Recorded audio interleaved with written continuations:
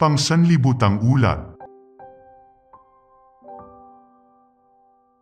Isang biyahe na nagbago ng maraming buhay. November 29, Chile, Variña.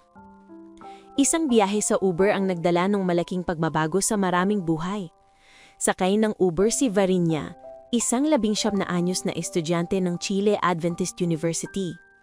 Napansin ng driver ang mahahabang metal na poste na pinapasok niya sa sasakyan. Kasama si Variña sa Pathfinders at para sa mga bandilan ng Pathfinder ang mga poste. Anong gagawin mo sa mga poste na yan?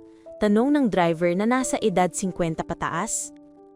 Tumutulong po ako sa paghahanda para sa isang espesyal na week of prayer na inorganisa ng Pathfinders, sagot ni Variña.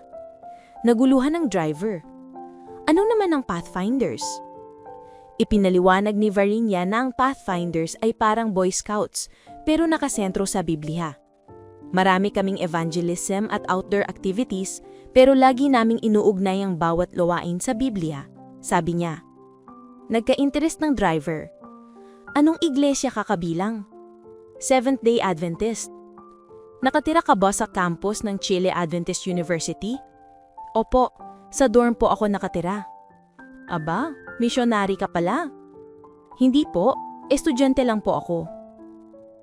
Napunta ang usapan sa Diyos at pagkatapos ay sa Biblia, tinanong ni Variña kung may Biblia siya sa bahay. Oo, sagot ng driver. Madalas ko iyong basahin at gusto ko ito.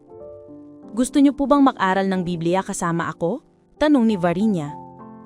Ibinaba ng driver si Variña at ang mga poste sa Chile Adventist University.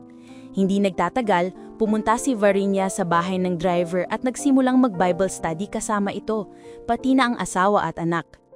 Akala ng iba na ang buhay lang ng driver at pamilya nito ang nabago dahil sa Uber ride, pero pati buhay ni Variña at ng kanyang mga magulang ay naapektuhan. Napaka-protective ng mga magulang ni Variña. Ayaw nilang sumali siya sa Pathfinders o mag-aral sa Chile Adventist University. Sabi nila, makakasagabal ang pag-aaral ng Pathfinders at masyadong malayo ang universidad mula sa kanila sa Santiago. More or less 650 miles or 1,040 kilometers ang layo. Kaya nag-enroll si Variña sa Chile Adventist University nang wala ang suporta ng kanyang mga magulang. Nakakuha lang siya ng scholarship kaya siya nagkaroon ng pambayad sa tuition. Sa universidad niya unang naranasan ang sumali sa Pathfinders. Sa loob ng ilang taon, ipinagdarasal ni Variña ang mas magandang relasyon nila ng kanyang mga magulang.